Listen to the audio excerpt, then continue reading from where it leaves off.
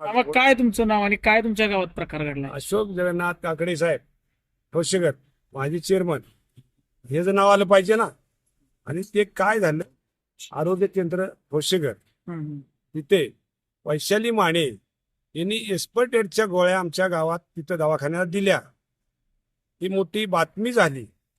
कलेक्टरला जाऊन भेटले लोक, त्याला करून सगळी बातमी होऊन सुद्धा 10 वर्ष तिला ठोसेकराचंच होत्या वैशाली माने. त्याच्यानंतर त्यांनी या शिवसाहेबांना भेटलो मी. शिवसाहेबांना हे काय नेमकं झालं, तर शिवसाहेब म्हणले सरपंच कोण, सरपंचाची बातमी असती त्यांनी कॅन्सल केले आहे. आणि आम्हाला ही खाली सरपंचाला सांगून उपाध्यक्षाला सांगून त्यांनी तिला परत घेतली.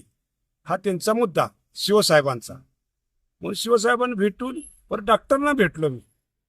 साहेब काय नेमकं झालं यासाठी, याला परत का घेत यासाठी.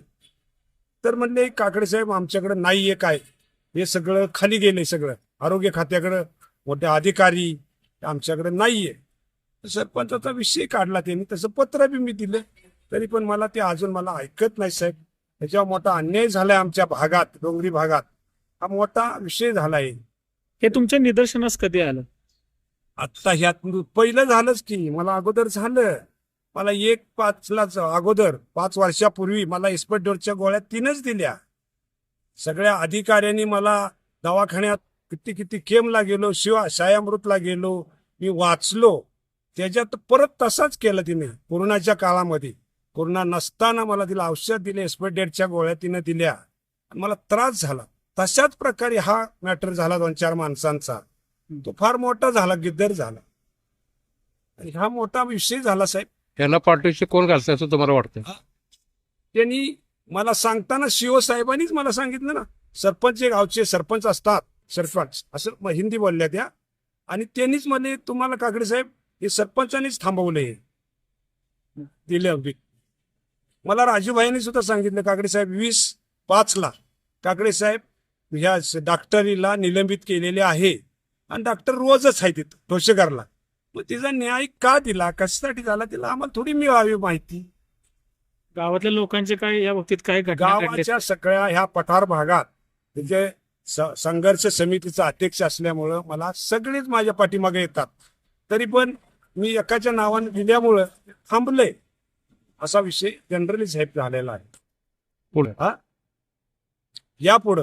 यापुढं इथं जर अधिकारी ऐकत नसेल तर दुसऱ्या संयुक्त अधिकाऱ्यांना मी याला नरेंद्र मोदीला एक पत्र दिलंय, मुख्यमंत्र्याला पत्र दिले, आणि गोपीनाथ तुकाराम मुंड्यांना सुद्धा पत्र दिले. ह्याच्या अगोदर बातम्या मी दिल्यात सगळ्या मंत्र्यांना, तरी त्याचं उत्तर मला आलेलं नाही. मी त्यांना बातम्या सुद्धा तशा दिल्या होत्या की या सगळ्या शेतकऱ्यांना घेऊन कलेक्टरच्या समोर आम्ही त्यांचं आंदोलन करायची तयारी ठरवली. या विषय काय ऐकत नसेल त्यामुळं मला अन्याय झाला या भागात. ठीक आहे. 3-2 मला बरं वाटलं. परत ह्या मॅडमला तसेच घेतलं. 10 वर्षांनी का घेतल्या ती आम्हाला माहिती मिळावी, कारण काय असावी असं म्हणणं माझं. त्याच्यापेक्षा दुसरं काय माझ्याकडे दुसरं नाहीये. कंटाळू मी सांगू सर. आणि काय न्याय मिळावा तर सगळ्या जनतेसाठी मिळावा, हेच माझी भूमिका. असं झालंय साहेब. असे कोणच इथं अधिकारी ऐकत नसेल. साहेब आहेत अन्न पुरवठा या खात्याचे असल्यामुळे म्हणलं न्याय सगळ्यांना मिळतो त्यांच्याकडून, म्हणून मी त्यांनाही अर्ज दिलाय डायरेक्ट साहेबांना. ह्या सगळ्यासाठी त्यांचा न्याय मिळावा पठार भागात, एवढीच माझी निर्णय आहे माझा यामध्ये. आणि त्यांच्याकडनं माझा न्याय मिळावा मुंडे साहेबाकडून. त्या टाइमाला मला मी त्या माणसाकडे गावाकडे राहत होतो, शिवराम विभा चव्हाण हा त्यांच्याकडे गडी राहत होतो मी. त्या माणसानं मला कुठेही न पैसे देता मला जमीन देत होतो. त्याच्यानंतर त्यांनी काय केलं, अरे कुठंतरी 1 एकर तुला जमीन घे. पण मला देत असताना मी जिल्हा परिषदला 1 एकर जागा मी दवाखान्याला दिली.